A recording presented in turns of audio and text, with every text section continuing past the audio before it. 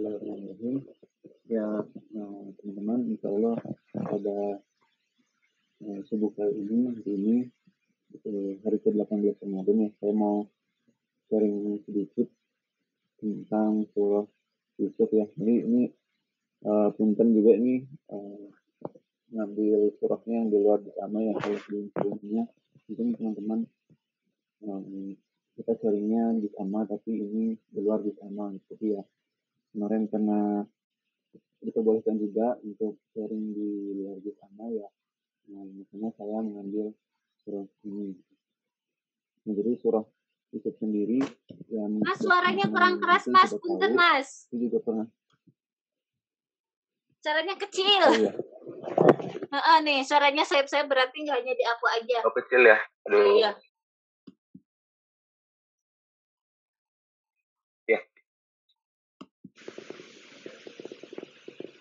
Ya jadi ini emang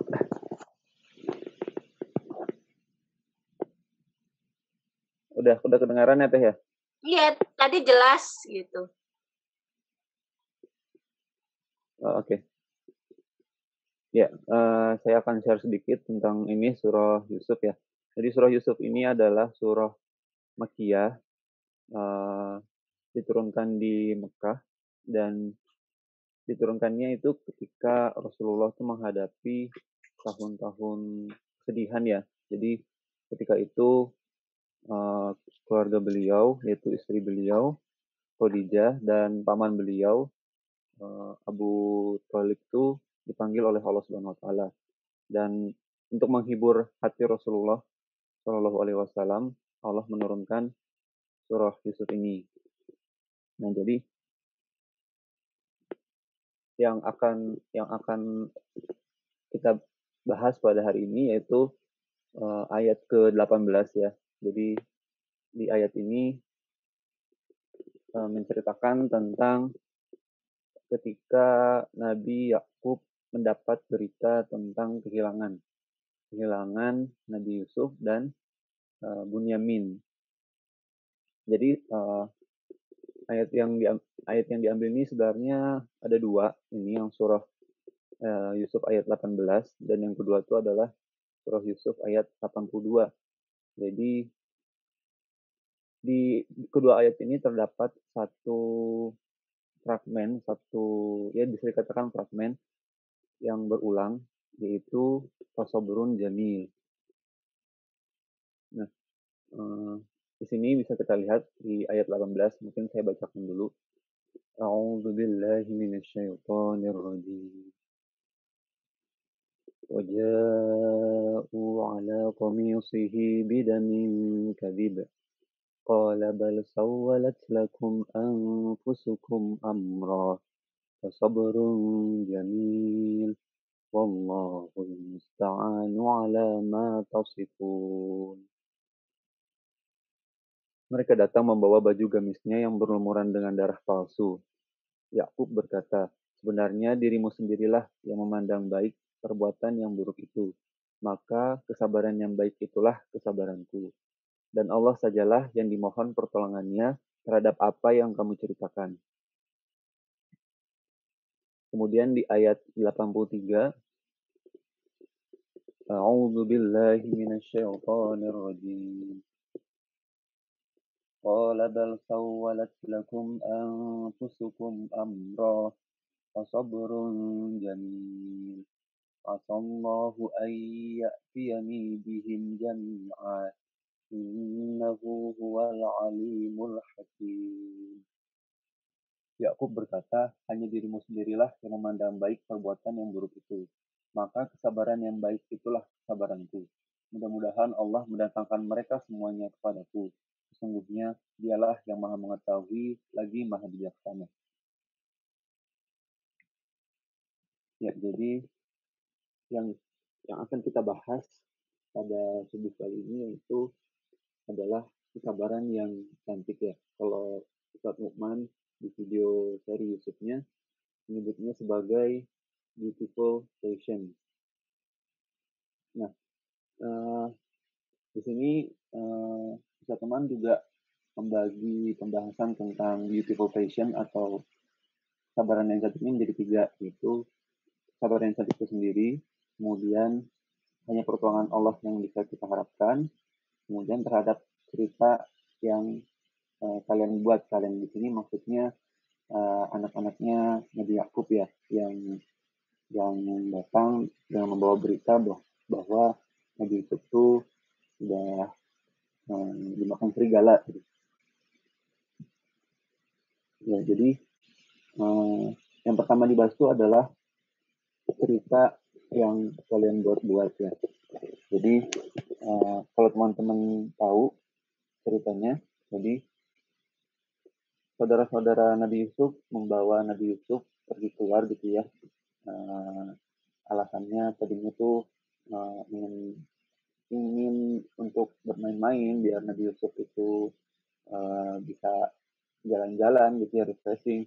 Tapi mereka itu melakukannya karena dasar mereka iri gitu, benci gitu dengan mereka itu ingin agar Nabi Yakub itu sayang sama mereka gitu. Tapi sebenarnya kondisinya tuh sebenarnya ya Nabi Yusuf dan Bunyamin ketika itu adalah masih anak-anak, dan saudara-saudaranya ini udah relatif lebih tua ya, lebih besar lah, sudah mungkin remaja atau sudah pemuda lah. Nah, tapi mereka itu tidak senang ketika melihat Nabi Yakub itu menaruh perhatian kepada Nabi Yusuf. Akhirnya mereka merencanakan untuk tadinya itu bahkan membunuh Nabi Yusuf.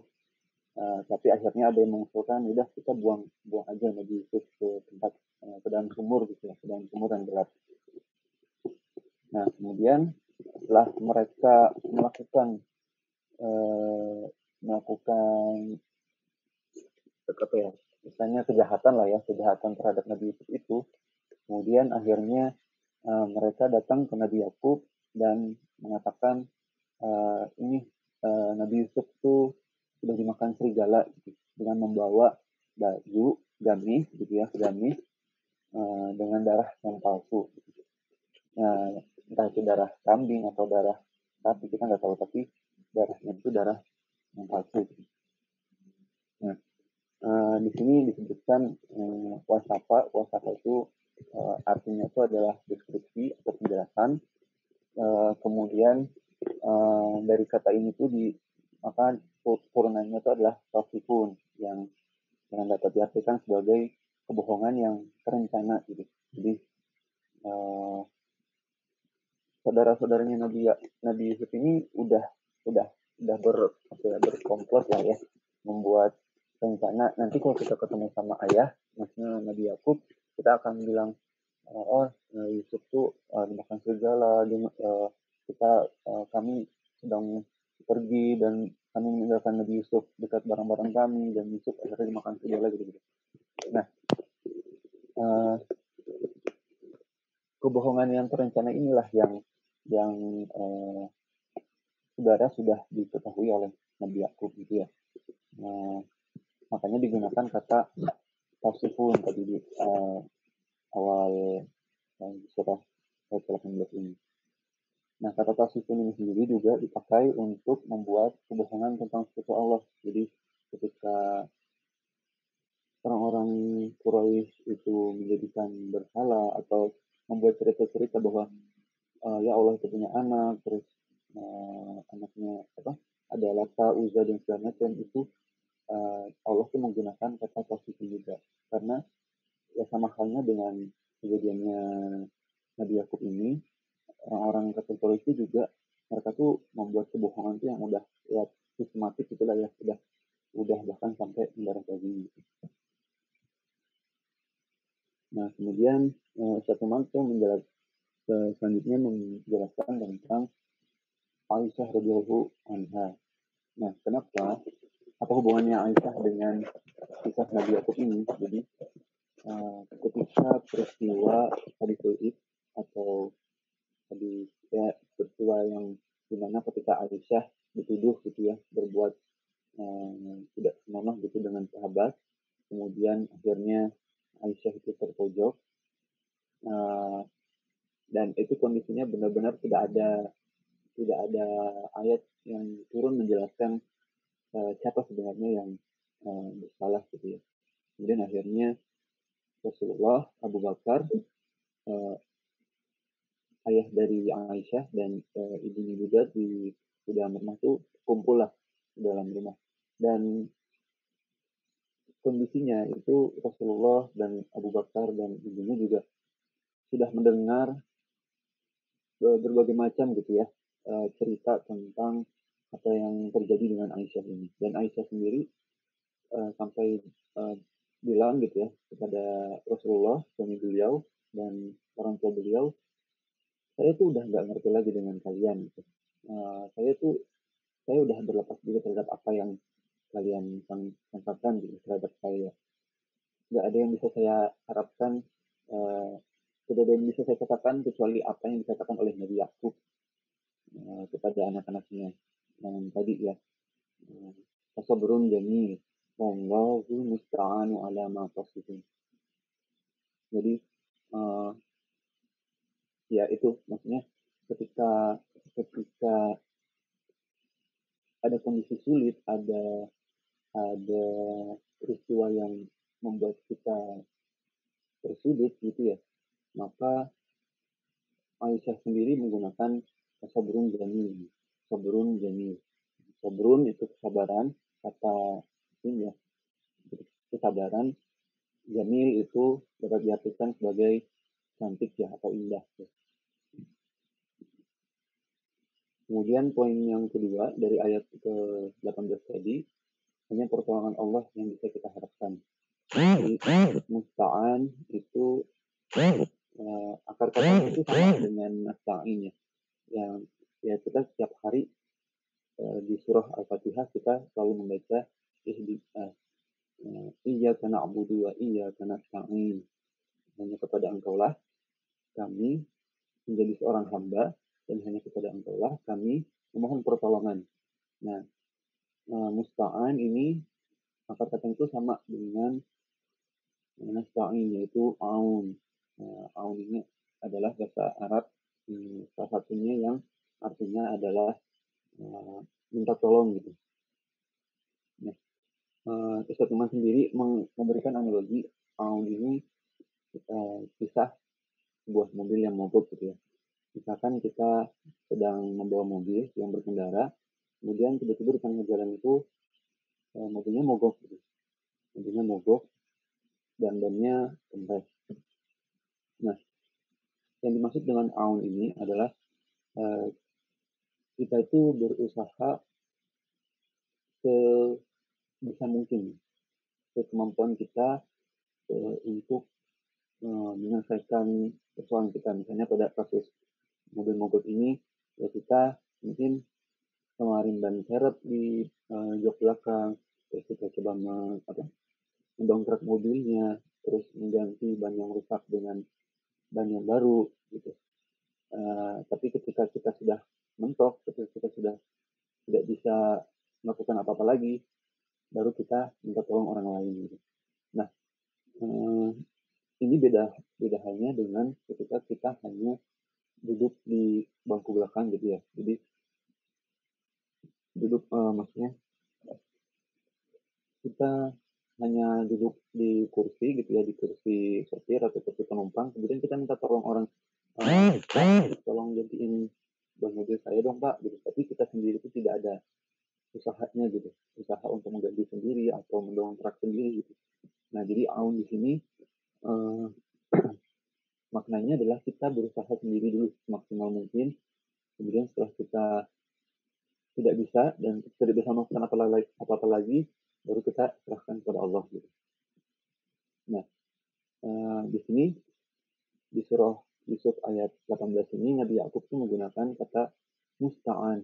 Jadi intinya ketika Nabi Yakub menggunakan kata musta'an, berarti Nabi Yakub itu tidak duduk anteng di rumah gitu ya ketika tahu Nabi Yusuf itu hilang gitu.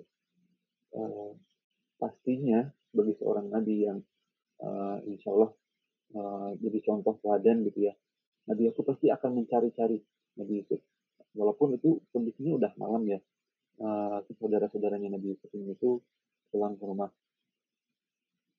Nabi Yakub ini pasti dengan melihat kata Musta'an ini, beliau tuh kebayangnya ya cari-cari ke tengah hutan, nanya-nanya ke orang, ngecek-ngecek ada jurang atau apa, dan setelah semua ikhtiar yang bisa beliau lakukan dan akhirnya tetap tidak ketemu juga. Nah, akhirnya tadi dikatakanlah tadi saburin jamil gitu.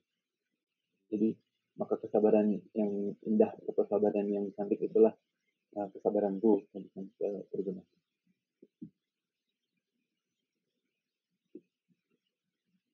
Nah, jadi saburin jamil ini kemudian menjadi suatu kata-kata, suatu kalimat, suatu frase lah ya yang menjadi contoh ketika Allah tuh coba mengingatkan Rasulullah untuk bersabar. Jadi di dalam Al-Quran, saya sebenarnya kurang hafal juga ini Al-Quran surah berapa, disebutkan fasbir sabron jamila. Itu yang salah Al-Mutaffifin ya. Nah, dikatakan Allah mengatakan kepada Rasulullah untuk bersabar dengan kesabaran yang cantik, kesabaran yang indah. Gitu. Dan Allah itu menggunakan kata yang sama dengan yang dikatakan oleh Nabi Yakub beribu-ribu tahun sebelum Rasulullah SAW. Jadi ya untuk memahami kesabaran yang cantik itu seperti apa, kita harus belajar dari Nabi Yakub alaihissalam. Nah, di sini teman sendiri menjelaskan tentang kesabaran yang indah atau kesabaran yang cantik itu bisa bermakna kesabaran dengan cara yang indah. Nah, salah satu penjelasannya itu kita menyerahkan kejadian atau peristiwa yang kita alami itu pada kehendak Allah. Nabi Yakub ketika mengetahui Nabi Yusuf itu nggak ada tuh, ya kebayang ya orang tua kehilangan anaknya itu pasti takut gitu ya, khawatir dan segala macamnya gitu ya. Ya qadarullah juga saya pernah hampir kehilangan anak juga waktu di mall, dan itu benar-benar gimana ya, rasanya itu sedih, khawatir dan campur aduk lah ya. Ya kebayang bagaimana ketika Nabi Yakub itu mengetahui bahwa Nabi Yusuf itu hilang bersama dengan anak-anaknya yang lain, itu ya itu perasaannya pasti ya sangat-sangat sedih lah ya. Maka ketika dalam kondisi perasaan seperti itu, Nabi Yakub itu menyerahkan kepada Allah, kepada yang lebih mengetahui, kepada yang lebih bijaksana, yang lebih menyayangi gitu ya. Nah, kesabaran yang ketik juga dapat diartikan sebagai kesabaran yang tepat yang mengarahkan kepada sesuatu yang indah ya. Nah, jadi sebelum peristiwa saudara-saudara Nabi Yakub ini itu datang dengan berita bahwa Nabi Yusuf itu dimakan serigala, Nabi Yakub kan mengatakan kata-kata yang dikatakan Nabi Yakub itu bal sawalat lakum anfusukum amro. Jadi bal itu artinya bahkan gitu. Jadi kalau misalnya ada orang yang cerita ya, ayah ini Yusuf ini dimakan serigala gitu. Ini baginya yang bekas dimakan serigala gitu dengan penuh darah gitu. Nabi Yakub itu justru malah mengatakan bal gitu. Kata yang pertama dikatakan itu adalah bal, bahkan. Maksudnya itu kenapa bahkan? Jadi bal sawalat lakum anfusukum amro itu artinya bahkan kamu menganggap ini itu sesuatu yang nyaman gitu untuk dirimu sendiri. Jadi apa ya, kalau yang kita coba tadi yang di ayat 18 ini, sebenarnya dirimu sendirilah yang memandang baik perbuatan itu. Jadi kayak mereka tuh kayak menganggap go easy dengan dimakannya Nabi Yusuf oleh serigala ini gitu. Mereka merasa apa ya, itu tuh sesuatu yang tidak bersalah gitu ya. Maksudnya mereka ingin mendapat perhatian Nabi Yakub, tapi mereka menjadikan peristiwa hilangnya Nabi Yusuf ini sebagai sesuatu yang nyaman untuk diri mereka gitu. Kemudian poin berikutnya yang dijelaskan Ustaz itu bahwa yang membuat indah dari sebuah ruh adalah iman gitu ya. Jadi iman itulah yang membuat ruh itu tuh menjadi sesuatu yang indah. Nah, untuk melindungi itu, ya kita tuh harus bisa mengontrol sekuat mungkin ya ketika kita marah atau ketika kita sedih atau emosi-emosi lainnya. Kita harus mencoba melindungi apa yang indah dari dalam ruh kita, yaitu adalah iman ini. Kemudian Nabi Yakub kehilangan Nabi Yusuf,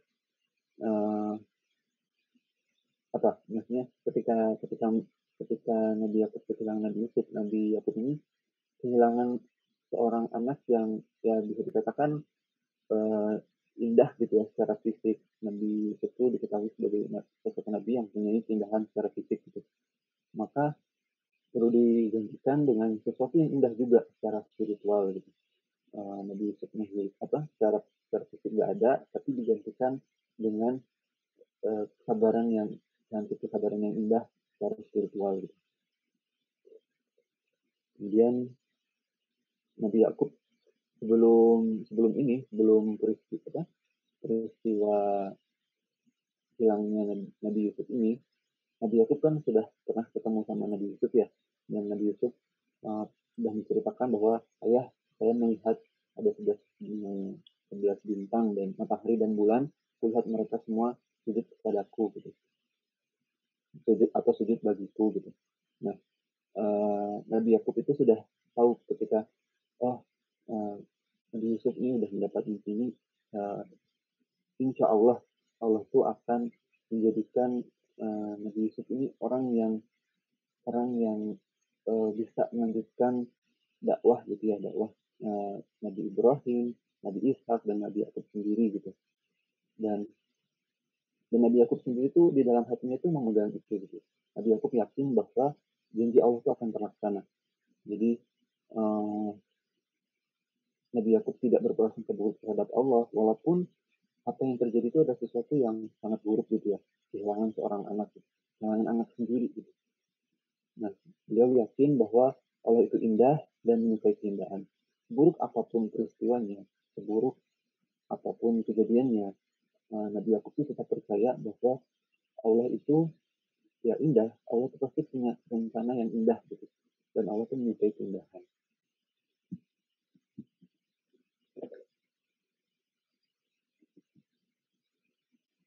Nah, di sini kemudian Ustaz Numan juga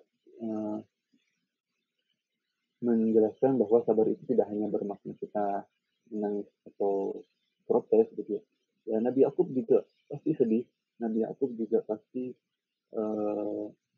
kesel gitu ya sama anak-anaknya yang lain gitu ya. Nah, tapi ketika Nabi Yakub itu ngadu kepada Allah, Nabi Yakub itu tidak ini ibarat seperti customer dengan penjualnya gitu ya. Kalau customer dengan penjualnya kan customer itu punya bargaining lebih tinggi gitu. Ini saya beli barang tapi kok barangnya gini ya, maksudnya saya pengen ganti ini, saya mau ini diperbaiki, saya mau ini. Nah, customer itu punya sesuatu yang lebih, istilahnya mereka protes segala macam. Tapi ketika kita mengadu kepada Allah, kita tidak bisa mengadu seperti layaknya customer, tapi kita harus mengharap gitu ya. Ya Allah, ya aku yakin bahwa hilangnya Nabi Yusuf ini itu sesuatu yang pasti engkau rencanakan, dan Nabi Yakub itu yakin bahwa ada keindahan di balik ini itu. Ini sabar bukan sababat. Sabar bermakna jika ada orang lain berbuat tidak baik, maka kita balas dengan berbuat baik gitu ya. Nah, kebayang ya ketika anak-anak kandungnya sendiri itu berbuat seperti itu gitu ya. Nabi Yakub tuh tahu bahwa ini pasti makar anak-anaknya gitu. Karena ketika di awal Nabi Yusuf menceritakan tentang mimpinya, Nabi Yakub itu sudah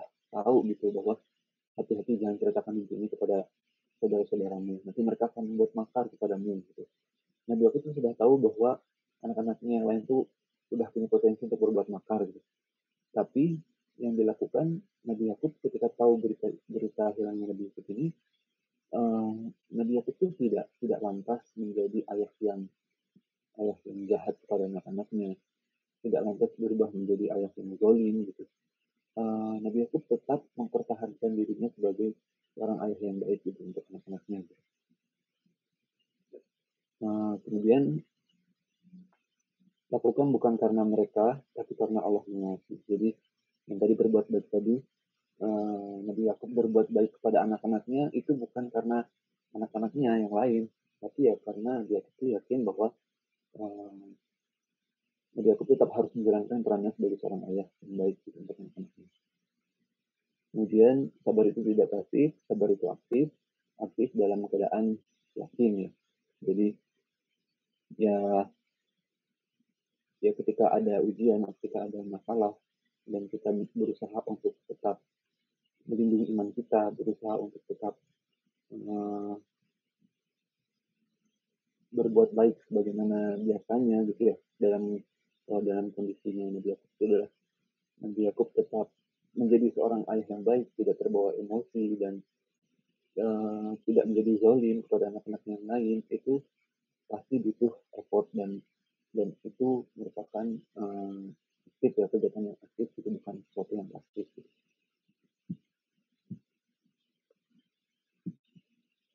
Kemudian ayat surah Yusuf ayat 82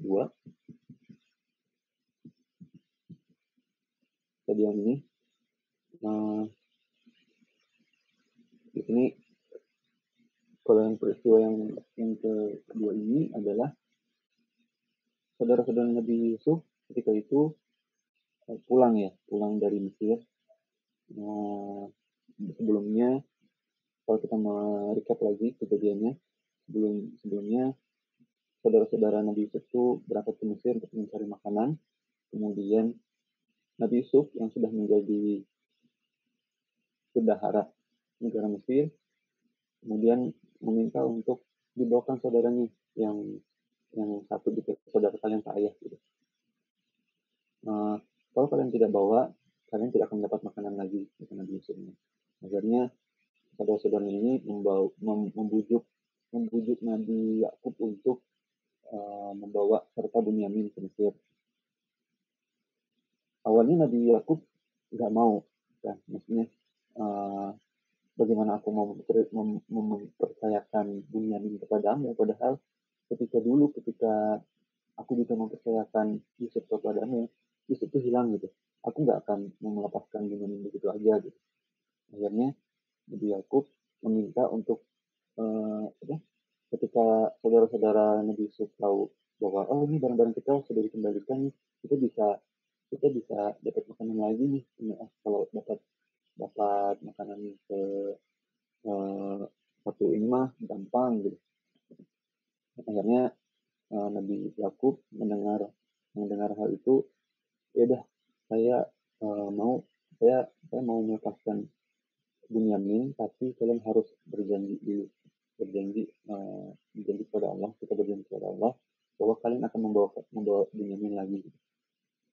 Nah, setelah mereka pergi bersama Bunyamin dan ada peristiwa ditemukannya piala di salah satu kantong dari Bunyamin. Akhirnya Bunyamin ditahan di Mesir dan pulanglah lagi saudara-saudaranya Nabi Yusuf ini ke Kan'an, ke Nabi Yakub. Nah, setelah mereka datang kepada Nabi Yakub dan mereka menceritakan, anakmu sebenarnya mencuri gitu, dan tanyakanlah kepada rombongan-rombongan yang datang bersama kami nggak berbohong gitu. Kata yang dikatakan pertama oleh Nabi Yakub itu juga sama seperti yang dikatakan Nabi Yakub dulu ketika Nabi Yusuf hilang gitu. Qala bal sawwalat lakum anfusukum amra. Jadi hanya dirimu sendirilah yang memandang baik perbuatan yang buruk itu. Jadi kenapa Nabi Yakub mengulang lagi perkataannya? Karena saudara-saudara Nabi Yusuf ketika datang kepada Nabi Yakub itu langsung menuduh bahwa Bunyamin itu seorang pencuri gitu. Padahal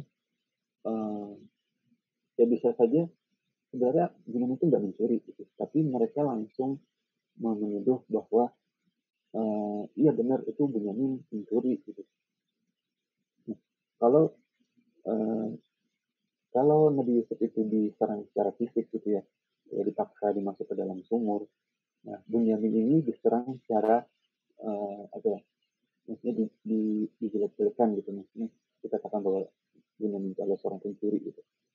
Jadi Nabi Yakub mengatakan hanya dirimu sendirilah yang memandang baik perbuatan yang buruk itu. Jadi mereka sudah menuduh saudaranya sendiri itu sebagai seorang pencuri. Padahal Nabi Yakub tahu bahwa Bunyamin nggak akan mungkin mencuri.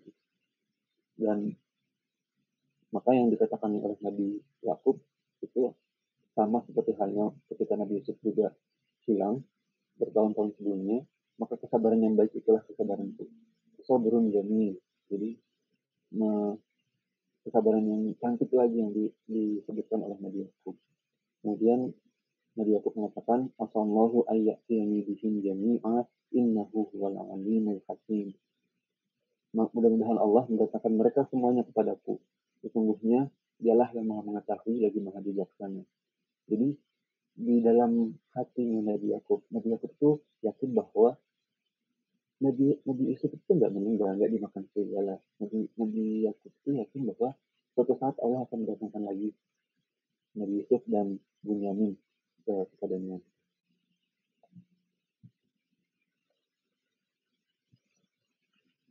Kemudian ini sabar itu menjadi indah karena ketika kita sabar maka akhirnya akan menjadi indah. Ketika Nabi Yakub kehilangan lagi anaknya yang kedua kali, jadi ibaratnya sudah anak pertama hilang, terus anak yang kedua juga hilang lagi, itu pasti apa ya, anak-anak saudara-saudara Nabi Yusuf yang lain itu pasti juga akan, aduh ini kita jadi kehilangan Bunyamin juga, pasti ayah tuh bakal marah lah, bakal marah besar sama kita gitu. Tapi yang dikatakan Nabi Yakub ternyata sama seperti bertahun-tahun yang lalu gitu. Artinya Nabi Yakub itu tidak akan merubah sikapnya kepada anak-anaknya, tidak akan berubah menjadi ayah yang zalim, ayah yang tidak mau bersikap baik kepada anaknya. Nabi Yakub berusaha untuk tetap sabar gitu ya, ketika mendapat berita kehilangan Bunyamin, karena yakin bahwa akhirnya akan menjadi indah gitu. Kita nggak usah khawatir karena kita yakin akhirnya akan indah. Bagi Nabi Yakub yang paling indah adalah bertemu lagi dengan anak-anaknya, tapi beliau akhirkan. Jadi tadi yang di ayat ke-83, qala ba'sa lakum anfusukum amra fasabrun jamil asallahu ayyatiyani bihim jami'a innallaha alimun hakim. Alimun hakim. Jadi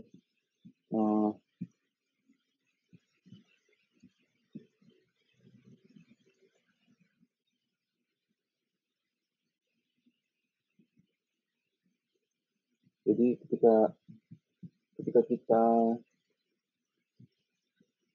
kita mendahulukan kesabaran, jadi fasabrun jamil asallahu ayyatiyani bihim jami'a. Jadi sebenarnya sesuatu yang indah bagi Nabi Yakub itu adalah bisa bertemu lagi dengan anak-anaknya. Tetapi itu Nabi Yakub akhirkan gitu.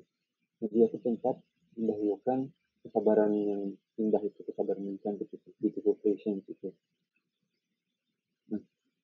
Nah, di sini disebutkan juga bahwa Rasulullah juga menyampaikan bahwa di sini disebut sabrun jamil. Jadi sabrun itu adalah isim, isim, artinya dia tidak terbatas oleh waktu, bukan fi'il yang ada batasan waktunya ya, tapi sabrun itu adalah isim yang artinya bahwa itu tuh sesuatu yang tidak ada batas waktunya gitu. Jadi yang bisa kita ambil hikmahnya juga dari dari Nabi Yakub ini adalah ya keyakinan bahwa janji Allah tuh di akhir tuh akan menjadi indah gitu. Ya, seberapa pun sulitnya kondisi kita, mungkin kita ditimpa musibah, kita ditimpa sakit, kehilangan anak atau kehilangan harta, itu semua itu adalah suatu hal yang Allah akan jadikan indah di akhirnya. Jadi uh, kita kita hanya ya bukan hanya ya perlu effort untuk tetap berkelas yang terbaik kepada Allah gitu, bagaimanapun kondisinya. Dan yang perlu kita ketahui bahwa yaitu tadi Nabi Yakub itu mungkin sedih ya, mungkin menderita kesedihan yang amat sangat sampai bahkan matanya itu menjadi buta gitu karena menanggung kesedihan. Ya tapi ketika kita melihat dari helikopter view atau dari sudut pandang yang lebih tinggi, maka kesulitan atau kesedihan yang dialami oleh Nabi Yakub ini itu justru punya manfaat yang sangat banyak gitu ya untuk warga Mesir dan untuk warga di sekitar Mesir. Kenapa? Karena kalau misalnya Nabi Yakub itu tidak jatuh ke dalam tidak dimasukkan ke dalam sumur, Nabi Yusuf tidak akan diambil oleh pedagang untuk dibawa ke Mesir.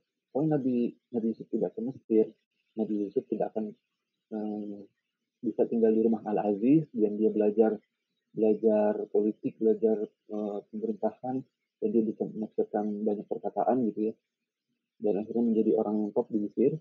Nabi Yusuf tidak akan menjadi penyelamat Mesir lah. Karena Nabi Yusuf yang bisa menerjemahkan mimpi maliknya gitu. Bahwa akan terjadi kekeringan di Mesir. Dan oleh karena itu kita harus menyimpan persediaan makanan, menyimpan air, dan itu semua berhasil membuat Mesir itu berhasil bertahan di tujuh tahun kekeringan yang melanda bumi ya waktu itu, melanda Mesir juga waktu itu. Dan itu menjadikan Mesir sebagai salah satu negara superpower ketika itu.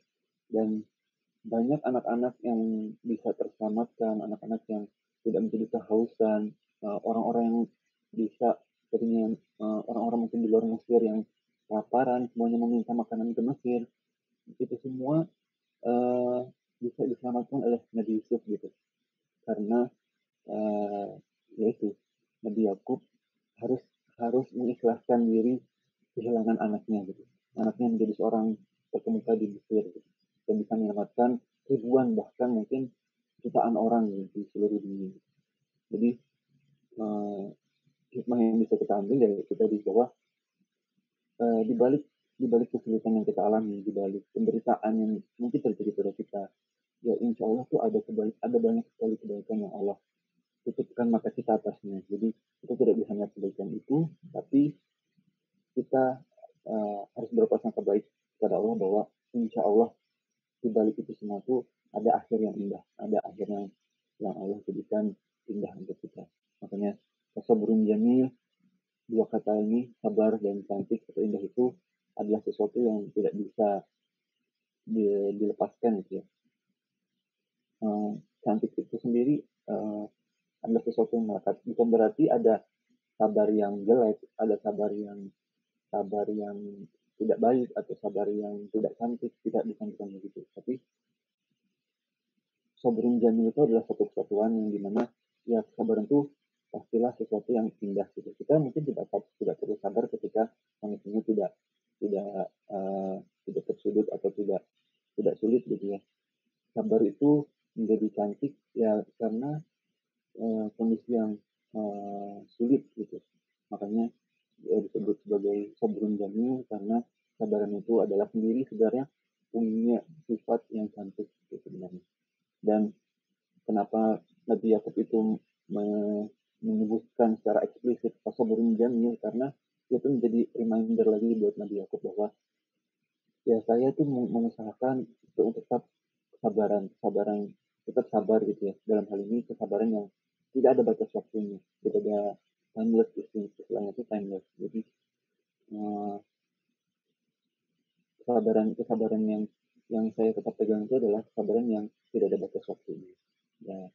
Insya Allah mungkin itu saja sharing yang bisa saya sampaikan terkait dengan surah Yusuf ayat 18 dan ayat 82. Terima kasih buat teman-teman yang sudah mendengarkan. Mohon maaf kalau misalnya ada kesalahan, kalau ada kesalahan sudah dari diri pribadi saya sendiri, dan kalau ada kebenaran, ada kebaikan itu datangnya dari Allah Subhanahu wa taala.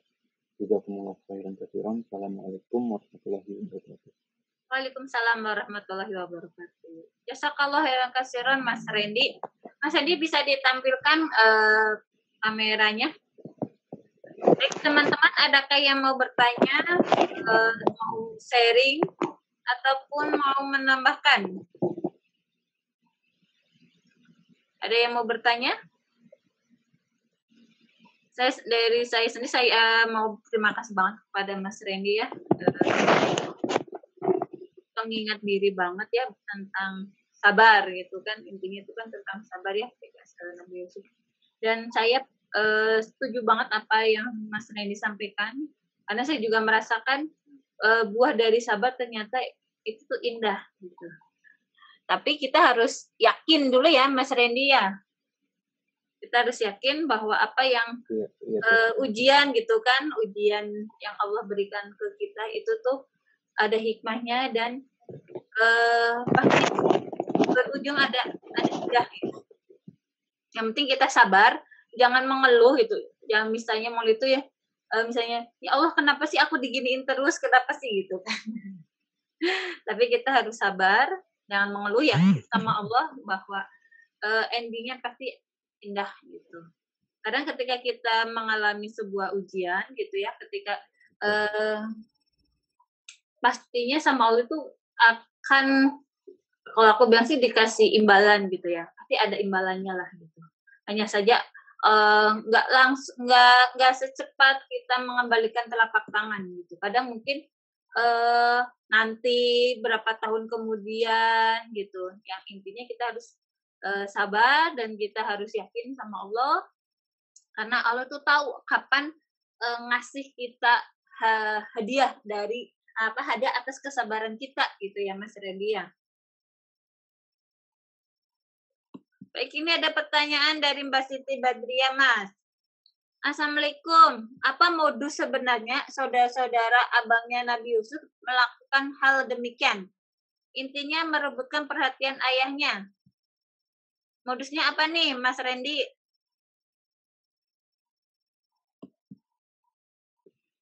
Ya, yang saya tangkap ya dari ceramah Ustaz teman itu memang mereka itu sebenarnya pengen kelihatan baik di depan ayahnya, di depan Nabi Yakub gitu.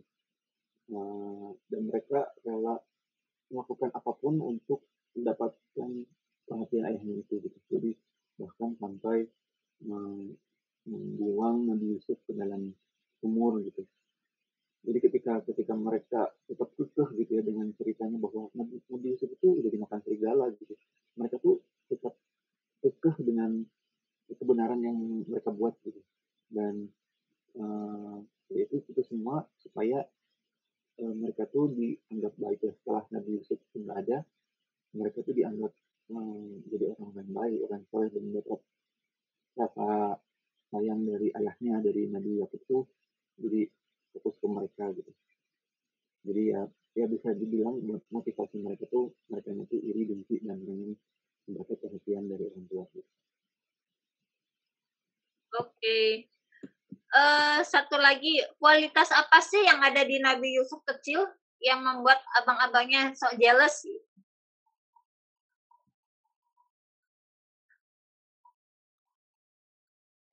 Mungkin Mbak Siti mau dibuka kualitas ya.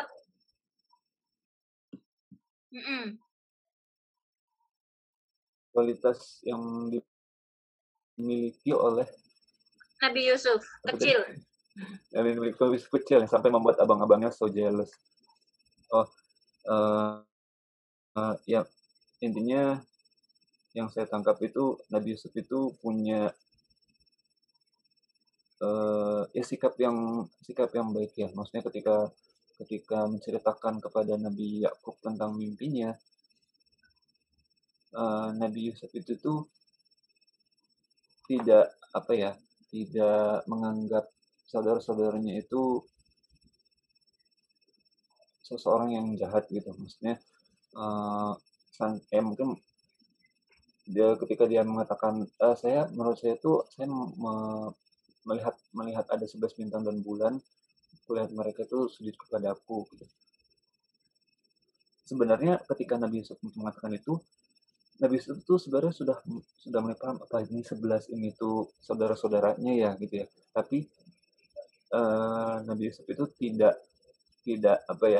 tidak merasa angkuh, tidak merasa sebenarnya itu kayak wah ini aku Jadi dapat mimpi seperti ini sombong nih, gitu wah ya. nanti mereka bakal sujud gitu. Jadi istilahnya bahasa Sundanya tuh kayak abong-abongan gitu gimana ya. Ya intinya tuh kayak merasa sombong Iya, dan lebih tinggi daripada saudara-saudara yang lain. Nah, Nabi Yusuf tuh tetap memperlihatkan bahwa dirinya tetap low profile gitu, tetap uh, ketika Nabi Yakub bilang kamu jangan ceritakan ini ke saudara-saudaramu ya, nanti mereka tuh bikin makar. Emang mereka tuh musuh saya gitu atau gimana gitu? Ya pokoknya intinya harus Nabi Yusuf itu punya punya sikap yang baik, punya kualitas sebagaimana maksudnya bahkan Nabi Yakub tuh bisa melihat oh sepertinya yang bakal melanjutkan risalah ini adalah Yusuf gitu, bukan anak-anaknya yang lain gitu. saudara-saudaranya. Gitu Mbak Siti. Yang lain ada yang mau ditanyakan kah? Atau mau sharing? Pak Heru, mana Pak Heru? Tes Pak Heru. Nah ini Siap. Maka Pak Heru saya halo ke Mas Randy nih.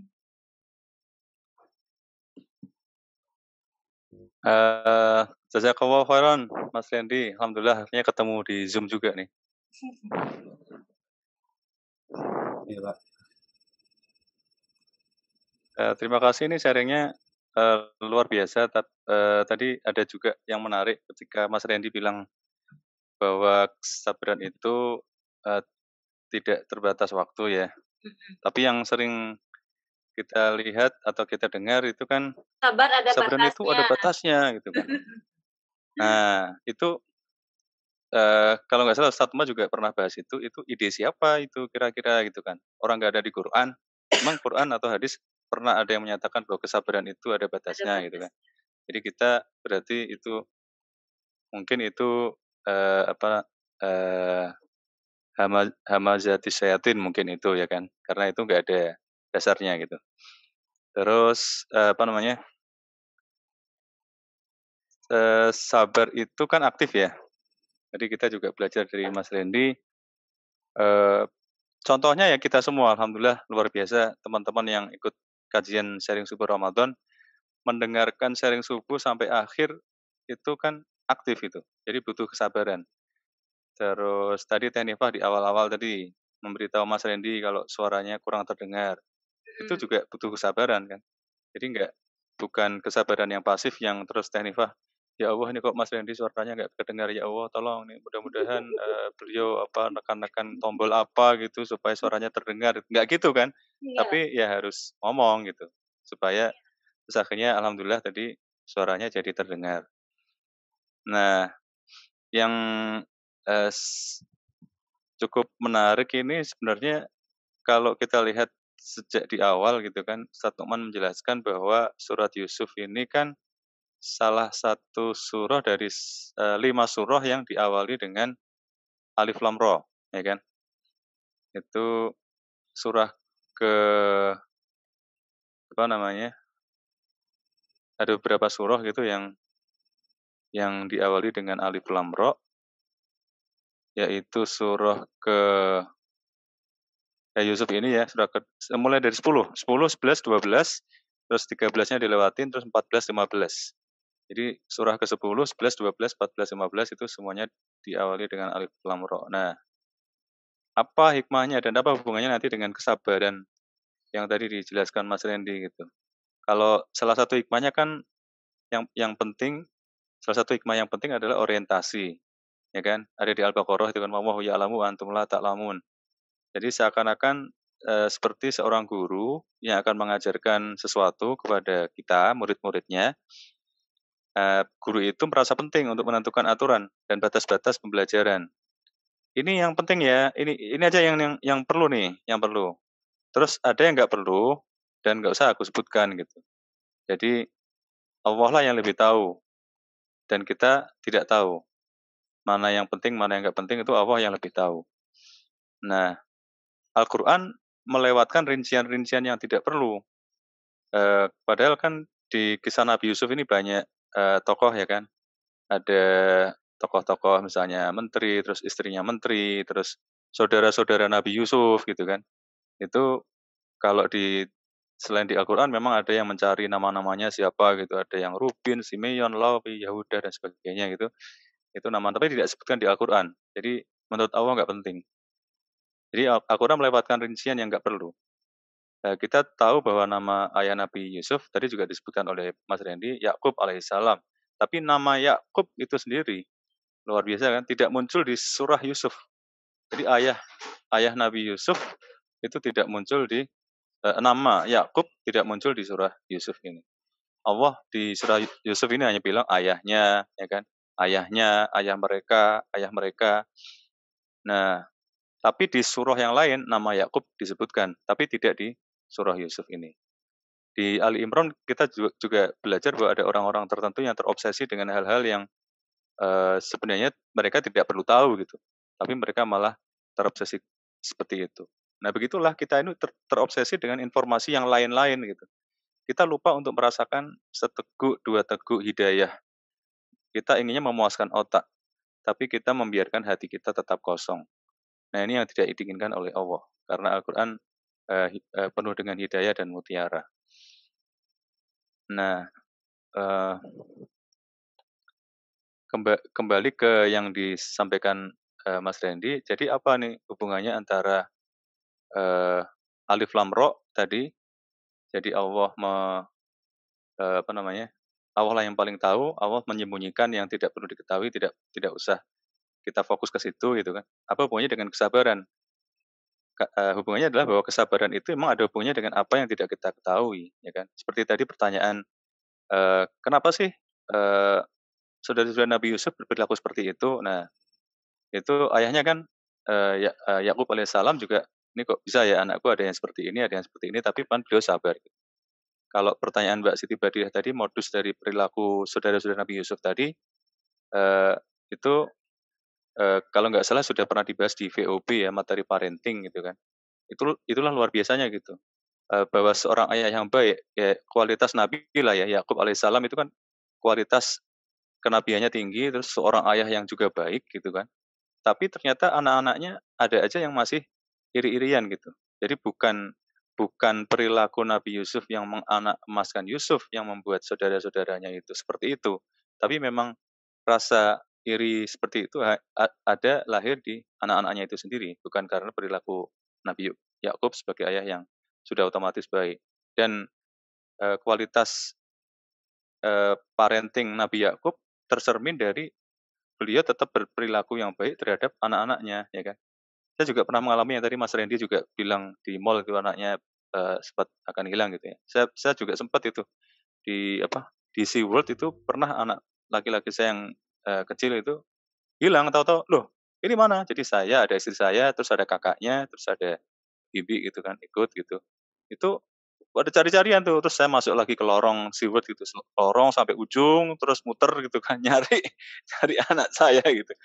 Itu sampai segitunya aja itu bisa terjadi salah-salahan gitu kan. Ini tadi siapa yang jagain dan sebagainya gitu kan. Tapi Yakub kan sabrun jamil gitu. Memang kesabarannya tingkat tinggi. Dan beliau tahu ini anak-anaknya ada yang nggak beres nih. Cuman beliau tetap memperlakukan anak-anaknya dengan baik kan. Meskipun dia tahu nih anak-anaknya yang ini ada yang kurang beres gitu, tapi beliau tetap sabar. Jadi ini juga mengingatkan saya pada sebuah lagu yang mungkin jadul ya, yang pernah ada tuh Nabi Yusuf tiada pendendam walau dia disakiti gitu. Jadi itu kualitas kenabian Nabi Yusuf yang mungkin sebisa mungkin kita bisa teladani gitu. Mungkin juga ini menjadi catatan untuk yang Teh Nifah selalu gembar-gemborkan, apa nih pembelajaran atau apa yang bisa berubah? Mungkin insya Allah ini juga salah satu poin penting perubahan bahwa misalnya kita punya anak yang nakal, nakalin si A, nakalin si B, dua-duanya anak kita gitu kan.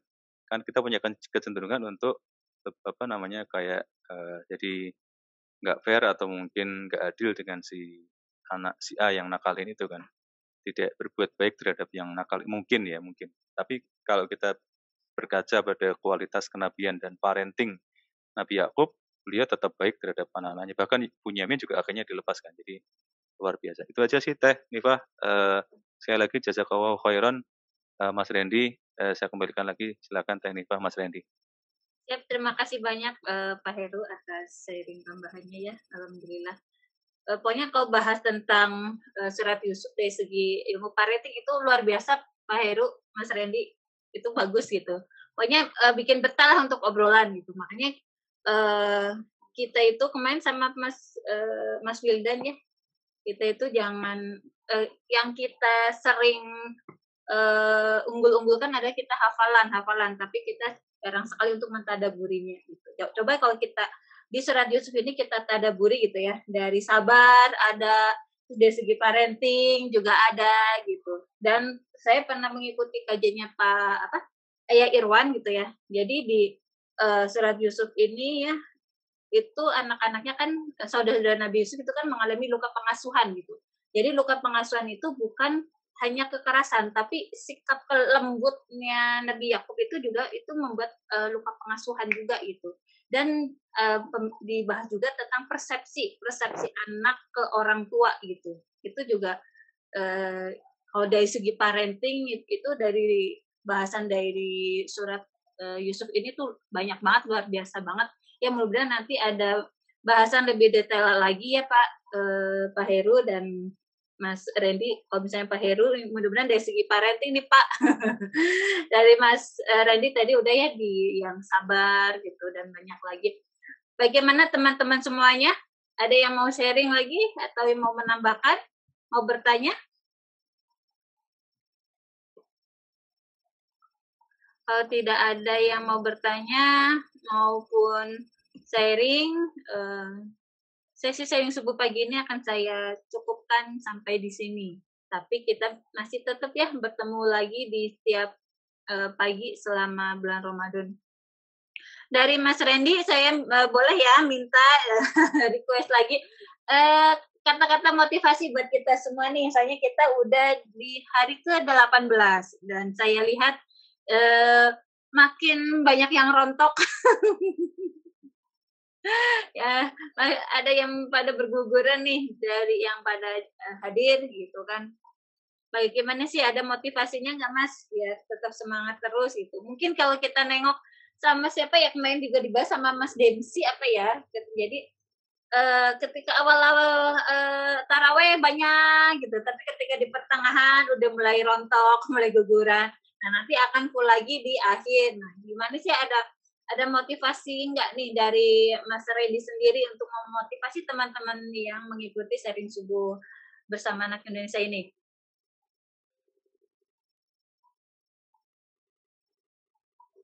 Ya, kalau dari saya, ya ketika kita berusaha untuk tetap sabar ya, itu adalah suatu usaha aktif gitu untuk tetap melindungi iman kita yang cantik, yang iman kita yang indah, yang menjadikan roh kita tuh indah gitu. Jadi kesabaran itu yang mungkin perlu usaha atau effort, tapi yakinlah bahwa di akhir itu Allah menjanjikan sesuatu yang indah, yang dimana di bulan Ramadan ini, ketika kita lulus dari bulan Ramadan ini, kita akan mendapat sesuatu yang indah yang mungkin tidak langsung kita dapatkan, tapi akan kita dapatkan nanti insya Allah di akhirat gitu. Amin, amin. Baik, terima kasih Mas Randy. Ya, siap. Tadi saya pas ngubuk-ngubuk ini ya, catatan, saya ada satu quote-nya Ali bin Abi Thalib, yakinlah ada sesuatu yang menantimu setelah banyak kesabaran, yang akan membuatmu terpana hingga kau lupa betapa pedihnya rasa sakit. Jadi ketika kita udah sabar, terus kita dapat sesuatu yang menggembirakan, menyenangkan, kita akan lupa rasa sakit yang sudah kita lewati berhari-hari, berbulan-bulan, ataupun bertahun-tahun. Jadi kita, ayo kita banyak sabar. Dan dari Hamzah Yusuf, ketika hatimu hancur itu bagus, dengan hati yang pecah maka cahaya Tuhan akan lebih mudah masuk ke dalamnya. Baik, itu aja dari saya. Dan dari Mas Randy, sekali lagi ya Mas Randy, jazakallah khairan katsiran. Dan kepada teman-teman semua yang sudah hadir di sharing subuh pagi ini, jazakumullah khairan katsiran. Kita akan kembali lagi besok pagi di jam yang sama, jam 5.30. Dan tidak bosan-bosannya saya mengingatkan kepada teman-teman, ayo kita coba mengecek diri, bikin catatan kira-kira di Ramadan sekarang apa nih target-targetnya, dan yang sudah kekejar, yang udah terpenuhi apa nih, dan yang belum tuh apa gitu. Pokoknya di Ramadan sekarang kita itu harus lebih baik dari Ramadan yang jangan sampai kita sibuk kerja gitu ya, kita sibuk kerja, tahu-tahu Ramadan sudah berlalu gitu, dan akhirnya kita hanya nangis sedih gitu, dan kita nggak tahu umur kita sampai Ramadan tahun depan enggak, kita kan nggak tahu. Jadi di sharing subuh ini saya nggak bosan ya mengingatkan teman-teman sendiri, dan itu juga sebenarnya buat pengingat diri saya sendiri sih, apa yang saya sampaikan itu saya juga buat ngecek ke saya pribadi aja sih. Baik, terima kasih banyak. Mari kita tutup sharing subuh pagi ini dan badan hamdalah. Alhamdulillahirrabbilalamin, dan doa penutup majelis. Subhanakallahumma wa bihamdika asyhadu an la ilaha illa anta astaghfiruka wa atubu ilaik. Billahi taufiq wal hidayah. Wassalamualaikum warahmatullahi wabarakatuh. Waalaikumsalam Waalaikumsalam warahmatullahi wabarakatuh.